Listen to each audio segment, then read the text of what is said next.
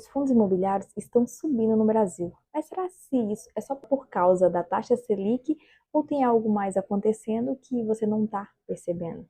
Se você investe em fundos imobiliários ou está começando a investir, entender isso pode ser a diferença entre ganhar dinheiro ou chegar atrasado. Existe uma relação clássica no mercado que é: todo investidor sabe que quando a taxa Selic tende a cair, os fundos imobiliários se valorizam. E quando a Selic aumenta, a renda fixa tende a se valorizar mais. E o motivo é simples: com juros menores, a renda fixa começa a pagar menos.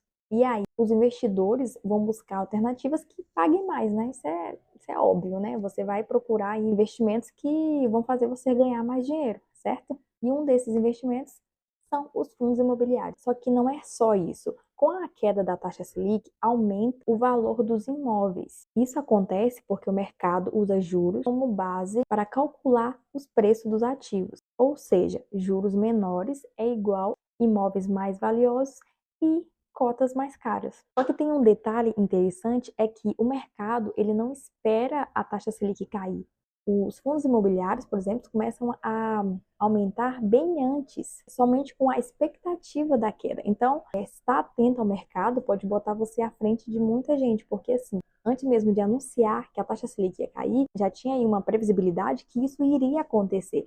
Então, os fundos imobiliários, antes da taxa Selic cair, já estavam aumentando de preço. Você prestou atenção nisso? Você que já começou a investir aí, você viu essa análise, viu essa diferença de preço antes mesmo da taxa Selic cair? Você também precisa entender uma coisa. Mesmo com a queda da taxa Selic, nem todos os fundos imobiliários se beneficiam com essa queda. Assim, não acontece a mesma coisa com todos os fundos imobiliários. Por exemplo, os fundos imobiliários de tijolo, como shoppings, galpões, são aí os que mais se beneficiam, então acabam ficando um pouquinho aí mais caros. Já fundos imobiliários de papel, como o MXRF11, podem até sofrer. Por quê? Porque muitos rendimentos dependem da taxa de juros. Por exemplo, recentemente o MXRF11 reduziu um pouco seus dividendos, justamente porque os juros e as inflações começaram a cair. Ou seja, enquanto alguns fundos imobiliários sobem, outros fundos imobiliários acabam sofrendo com essa queda da taxa Selic.